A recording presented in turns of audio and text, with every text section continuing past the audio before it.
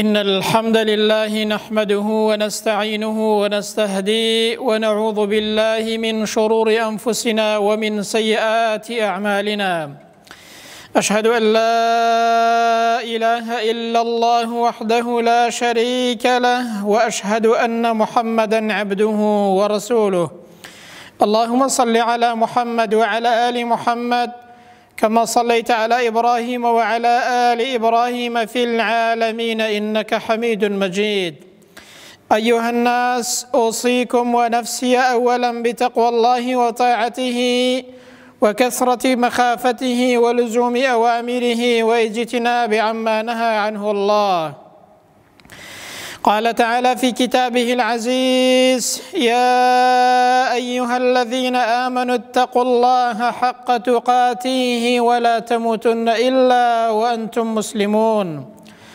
أما بعد، فإن أصدق الحديث كتاب الله، وخير الهدي هدي محمد صلى الله عليه وسلم، وشر الأمور محدثاتها، وكل محدثة بدعة، وكل بدعة ضلالة، وكل ضلالة في النار. أما بعد، إيمان داران، سلام و رحمة و مهرباني خدای پروردگار برژێ بەسەر هەموو لایەکماندا. خی پەروەردگار بە ڕەحم و بەزەی خۆی بمانگەڕێ لە بەندە ڕاستەقینەکانی خۆی. بێگومان لەو دنیاەدا گەلێک هۆکار هەن کە ئینسان لاڕێ دەکەن و ئینسان لە ئیسلام و لە ڕێگای خوای پەروەردگار دوور دەخەنەوە. باسکردنی ئەو هۆکارانەش بۆ ئەوەیە کە ئینسان خۆی لەو هۆکارانە بپارێزێت، هەروەکو چۆن باسکردنی هۆکارەکانی ڕێنمونی و هیدایەتی خدای پەروەردگار بۆ ئەوەیە کە ئینسان دەست بەو هۆکارانەوە بگرێت بۆ ئەوەی لەسەر ڕێگای هیدایەت بێت. باسکردنی هۆکارەکانی لاڕێبوون و لادانیش بۆ ئەوەیە کە ئینسان خۆی لەو هۆکارانە بپارێزێت. بۆیە بە کورتی دەڵێن هۆکارەکانی لادان و لاڕێبوون. یەکەم لە هۆکارەکانی لادان بریتیە لە پیسی و خراپی دڵ و دەروون و نەفسی ئینسان. خوای پەروەردگار دەفەرمێت: والذی خەبوث لا یخرج إلا نەکیدا. کێڵگەیەکی خراپ و پیس تەنها درک و داڵ نەبێ، هیچی دیکە نایەنێت. ئەوە نمونەیەکە، واتە ئەو کەسەی کە دڵ و دەرونی خراپە، ئەو کەسەی کە نەفسی خراپە، کردەوەکانیشی خراپە و چاکەی لێ چاوەڕوان ناکرێت. بۆیە دەبێ ئینسان یەکەمین شت هەوڵدا دڵ و دەروون و نەفسی پاکاتەوە بۆ ئەوەی کردەوەکانیشی پاک بن. ئیبن القەیم دەفەرمێت خوای پەروەردگار چەند هۆکارێکی داناوە بۆ ناسینەوەی بەختەوەری و ناسینی ئینسانی بەختەوەر و چاکەکار و ئینسانی خراپکار. ئەو کەسەی کە نەفسی پیس و خراپە، تەنها کار و کردەوەی خراپ نەبێ، هیچی تری لێ چاوەڕوان ناکرێت. بۆیە گوتراوە ئەو کەسەی کە نەفسی پاکە و دڵ و دەرونی پاکە، کردەوەکانیشی پاک و چاکە. ئەو کەسەشی کە نەفسی پیس و خراپ بێ، خوا پەنامەندات، کردەوەکانیشی دەبینی خراپە، قسەکانیشی دەبینی خراپە، بیر و باوەڕەکەشی دەبینی خراپە. نابینی ئەو کەسەی کە دڵی پاک نییە، قسەکانی وەکو ژەهر وایە. بەڵام ئەو کەسەی کە دڵی باش و چاکە و نەفسی پاکە، قسەکانی زۆر خۆش و موافقی شەریعەتی خدای پەروەردگارە. ئیمامی مەناوی دەفەرمێت: پیسی دڵ و دەروون و خراپی نەفسی ئینسان هۆکارێکە بۆ توشبوونی حەسادەت و بغز و هەموو خراپەیەک. هەر کاتێک کە ئینسان ناخی پاک نەبوو، ئەو کاتە هەرچی نەخۆشی و دەرد هەیە لە ناو دڵ و دەرونی ئەو کەسەدا کۆ دەبێتەوە. بێگومان ئەو نەخۆشیانەش وا لە ئینسان دەکەن کە ئینسان کار و کردەوەکانی خراپ بێت، قسەکانی خراپ بێت.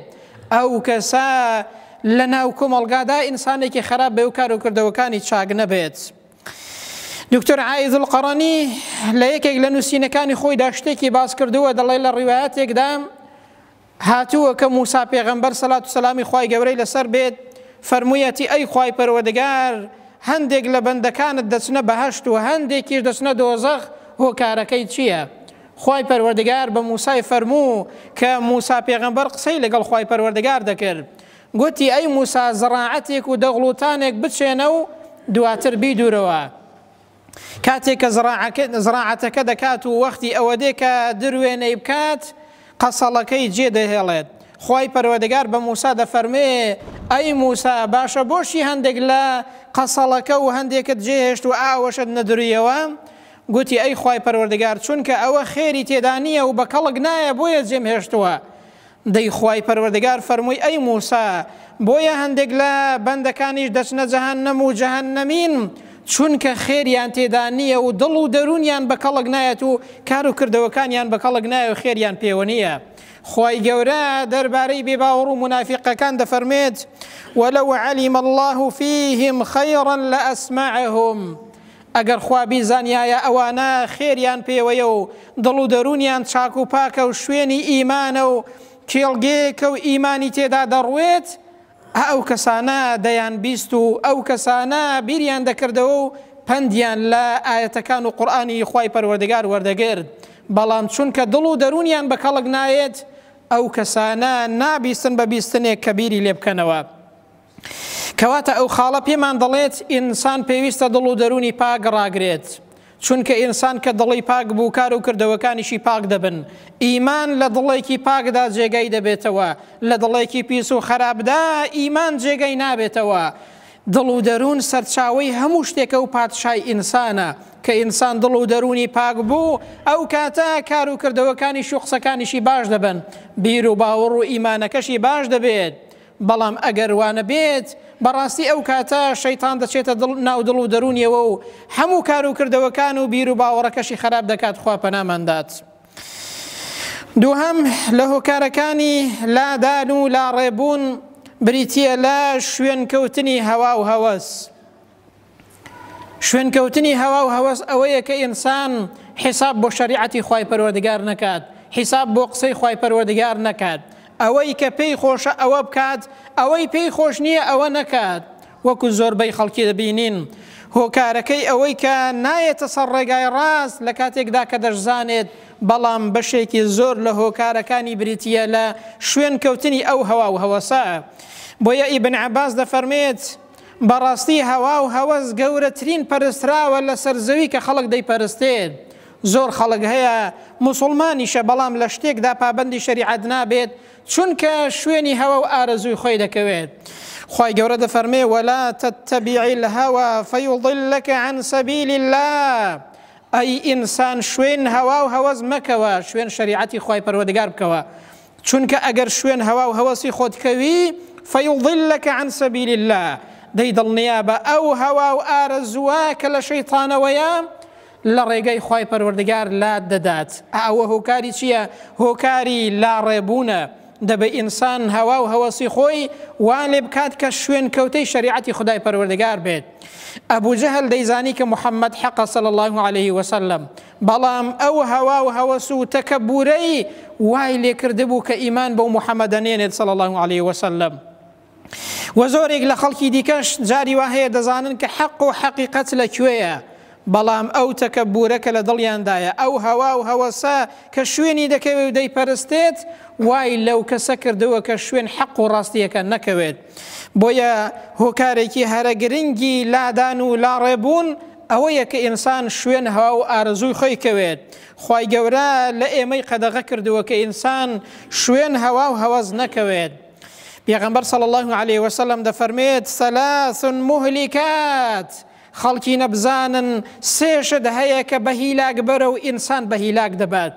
یەکێک لەو سەیانە پێغەمبەر دەفەرمێ وهەوە متبع، و هەوا هەوەسێکە کە ئینسان شوێنی بکەوێ و کە ئینسان ئیطاعی کات، حیساب بۆ شەریعەتی خوای پەروەردگار نەکات، ئەوە پێغەمبەر دەفەرمێ بە هیلاک بەرە، خەڵکینە بە هیلاکتان دەبات، خەڵکینە لاتان دەدات، لا ڕێتان دەکات وەریابن. ئیمامی عەلی دەفەرمێت ئەوەی کە من لێتان دەترسێم ئەوەیە کە شوێن هەوا و ئارەزوو بکەون و ئەمەلتان بەو دنیاە زۆر بێ وا بزانن کە نامرن. شوێن کەوتنی هەوا و هەوەس دەفەرمێ ئینسان لە ڕێگای ڕاست لا دەدا و ئینسان لا ڕێ دەکات. خوا پەنامەدات. بە حەسەنی بەسڕیان گوتووە گەورەترین جیهاد و تێکۆشان بریتیە لە چی؟ فەرموویەتی گەورەترین جیهاد و تێکۆشان ئەوەیە کە لەگەڵ هەوا و هەوەسی خۆتدا تێبکۆشیت بۆ ئەوەی بە قسەی نەکەی، ئەو بەشەی کە شەیتانیە، بە قسەی نەفسی خۆت و هەوا و هەوەسی خۆت نەکەی، بە قسەی خوای پەروەردگار و شریعەتی خوای پەروەردگار بکەی ئەگەر بتوانی ڕوبەڕووی ببیەوە ئەگەر بتوانی ملکەتی شریعەتی بکەی ئەوە گەورەترین جیهاد و تێکۆشانە. بۆیە خوای گەورە دەفەرمێ ومن ئەضل ممن اتبع هواه بغير هدى من الله. ئایا کێ لەو کەسە گومڕاتر و سەر لە شێواوترە خوا پەنامانداد کە شوێن هەوا و هەوەسی خۆی دەکەوێت شوێن ئارەزوەکانی خۆی دەکەوێت بەبێ ئەوەی لەسەر ڕێنمونی و هیدایەتی خودای پەروەردگار بێت. کەواتە ئەو خاڵەش پێمان دەڵێ ئەی ئینسان ئەو هەوا و هەوەسەی خۆت ئەو نەفسەی خۆت وا لێ بکە کە شوێن کەوتەی شریعەتی خودای پەروەردگار بێ کە کار و کردەوەکانت کە بیر و باوەڕت موافقی شریعەتی خودای پەروەردگار بێت. ئەگەر وەریانە بی ئەو هەوا و هەوەسەی کە لە دڵ و دەرونی ئینساندایە ئینسان لاڕێ دەکات ئینسان بەرەو گومڕایی دەبات ئینسان بەرەو خراپە دەبات ئینسان لە ڕێگەی خۆی پەروەردگار دوور دەخاتەوە. بۆیە دەبێت ئینسان هەمیشە وریابێ لەو هەوا و هەوەس و لەو نەفسەی خۆی بەلاڕێیدا نەبات. سێم لە هۆکارەکانی لادان و لاڕێبوون بریتیە لە فەراغ و دەست بەتاڵی. جاری وهەیە ئینسان لە ڕووی فکری و بیر و باوەڕەوە فکر و بیر و باوەڕی بەتاڵە لە عەقیدە و بیر و باوەڕێک لە بیرکردنەوە لە عەزەمەتی خوای پەروەردگار لە دەسەڵاتی خودای پەروەردگار لە دروستکراوەکانی خوای پەروەردگار ئەو فەراغەش ئینسان وا لێ دەکا کە ئینسان لاڕێ ببێت. جاری وهەیە ئینسان لە ڕووی دڵ و دەروونەوە فەراغی هەیە نەیتوانیوە بیر و باوەڕێکی ڕاز وەربگرێت نەیتوانیوە ئەو کەسە ئیمانێکی تەواو و ساغ و پتە و لە ناو دڵی خۆیدا جێگیر کات. زۆرن ئەو کەسانەی کە فەراغی دڵ و دەرونیان هەیە فەراغی ڕوحیان هەیە لەبەرەوە ئەو کەسە ڕووی لە شریعەتی خوای پەروەردگار نەکردووە کە دڵ و دەرونی پڕ بێت لە ئاسوودەیی و لە ئیمان دڵی پڕ بێت لە ئیمان هیچ شتێکی تر تێیدا جێ نابێتەوە. بەڵام ئینسان کە دڵ و عەقڵی بۆش بوو ئەو کاتە شەیطان فکری خراپ دێنێتە ناو دڵی ئەو کەسە. نابینن زۆر لە گەنجان زۆر لە خەڵک زۆر لە خەڵکی موسڵمانیش حتا بەدەست فکر و بیر و باوەڕی لار و خراپەوە دەناڵێنێت ئەنواع و ئەشکال شوبهاتی بۆ دروست بووە.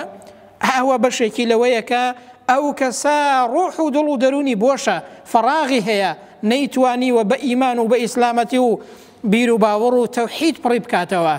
پێغەمبەر صلی الله عليه وسلم دەفەرمێ نعمەتانی مەغبون فيهما كثير من الناس. دوو نیعمەتی زۆر گەورە هەن کە زۆربەی خەڵک تێیاندا زیانمەندە الصحة والفراغ تەندروستیەکی باش و دەست بەتاڵیە.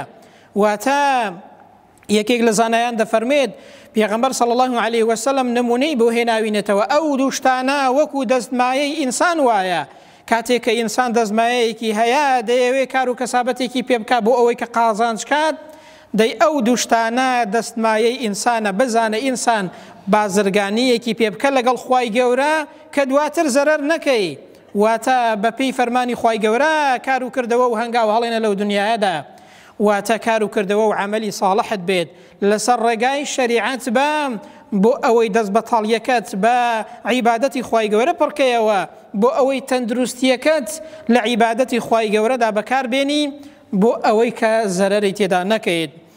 بۆیە فەراغش دەبێت ئینسان وریا بێت پڕی بکاتەوە بەچی هەمیشە بە چاکە و بە ئەعمالی ساڵح بۆ ئەوەی ئەو نەفسە ئینسان بەرەو خراپە نەبات. چوارەم لە هۆکارەکانی لادان و لاڕێبوون بریتیە لە هاوڕێی خراپ. گوتراوە ئەساحیب و ساحیبون هاوڕێ ڕاکێشەرە یان ئینسان بەرەو چاکە ڕادەکێشێت بەرەو چاکەی دەبات یان ئینسان بەرەو خراپە دەبا خوا پەناماندات. بۆیە دەبێت ئینسان وریابێ لە هاوڕێی خراپ چونکە زۆرێک لە خەڵک لاڕێ دەبن بەتایبەت گەنجان بەهۆی هاوڕێی خراپەوە. یەکێک لە زانایان دەفەرمێت هاوڕێ سێ جۆرە جۆرێکیان وەکو هەوا وایە جۆرێکیان وەکو دەرمان وایە جۆرێکیشیان وەکو دەرد و بەڵاو موسیبەت وایە. ئەوەی کە وەکو هەوا وایە ئەوەیە کە ئینسان کەسێکی باشە ئینسان بەرەو چاکە و ئاقارێکی باشە دەبات نابێ ئینسان لەو کەسانە دوور بێ دەبێ هەمیشە لەیان نزیک بێ هەوڵدات. ئەوەی کە وەکو دەرمان وایە هەندێک کات پێویستە لێی نزیک بی تێکەڵی ببێ چارەسەرە. ئینسان چۆن عیلاج بەپێی پێداویستی وەردەگرێت دەبێ ئەو کەسەش بەپێی پێویستی لێی نزیک بی و هەروەها تێکەڵی بی ئەگەر نەخۆشی و ناڕەحەتیەکت هەبوو ئەگەر ناتەواویەکت هەبوو پێویستت بە شتێک بوو بە ئامۆژگاریەک بوو پێویستە لەو کەسە نزیک بی بۆ ئەوەی کە ئامۆژگاریت کات. بەڵام جۆری سێیەمی هاوڕێ وەکو نەخۆشی و دەرد و بەڵا و ژەهر وایە نابێ لی نزیک بی، هەر لی نزیک بی بەخوا زیانێکت پێدەگەێنێ، بەرەو ئاقارێکی خراپت دەبات. هاوڕێ ئەو سێ جۆرەیە بزانە، لە یەکەم و دووەمیان نزیک بە، بەڵام لە سێیەمیان نزیک نەبێ. مالیکی کوڕی دینار جوانی فەرمووە، دەڵێ لەگەڵ ئینسانی چاکەکاردا ئەگەر بە کۆڵ بەرد بکێشی باشترە وەک لەوەی لەگەڵ ئینسانی خراپ شیرنی بخۆیت. چونکە ئینسانی خراپ هەر چەندە شیرنیشت پێ بدات بەڵام دواتر بەرەو ئاقارێکی خراپت دەبات. بۆیە گوتراوە هاوڕێی خراپ وەکو ژەهرێکی کوشندە وایە کە ئینسان نایبینێت هەتا وەکو ئەو ژەهرە بە هیلاکی نەبات.